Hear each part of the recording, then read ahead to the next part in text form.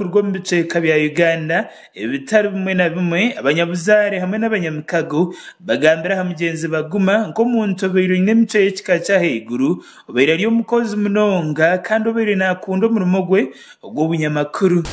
Having got bad information, losing our colleague Joseph Baguma, who has been working with Buket the TV and Urban TV. Baguma has been a simple guy, jolly, helping man, and he has nurtured many of us, especially who joined media recently. Really absurd that we have lost our colleague, a friend, a brother who was very hardworking. That is the late now Baguma Joseph Digao Bagomez. May he so rest in peace. We indeed lost a very, very instrumental person in our fraternity who was resourceful, who was mentoring us, who was disciplined, hardworking, who had a very good heart for everyone. As a region, we have lost indeed a very, very good person.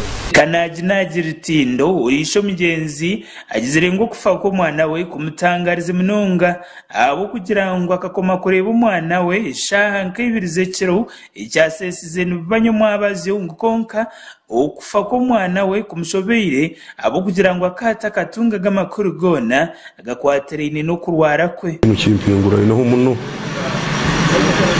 umwana wange mbayirega nawe saa ibirize kiro atari mu ruwayiri bayitubangambira utumazire kuwukana ubwagenziro mu makage ya naba yeshana kumura ha kitabu ati mukazi wagire kwijya shangira nahiritirira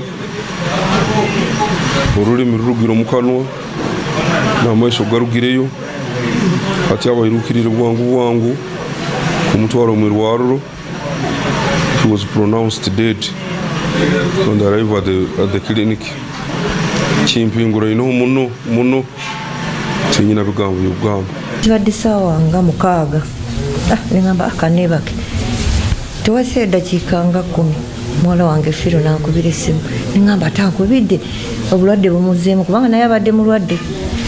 Ne mukwata nangamba mama Baguma ali bubi. Mukazi atukubidde Baguma tayogera amaso gona gavuddeewo gati n'olulimi.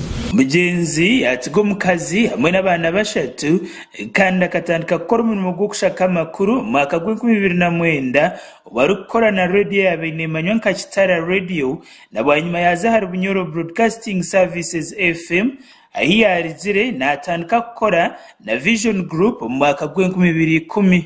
Ombere gwo mugenzi ngwija kusiko mu cyaro cyabokwe mugonbora ya Rabongo mu district ya Masindi izuba lya Nyincakare. Amakuraga gasha kwa God asaba aba Sky TV.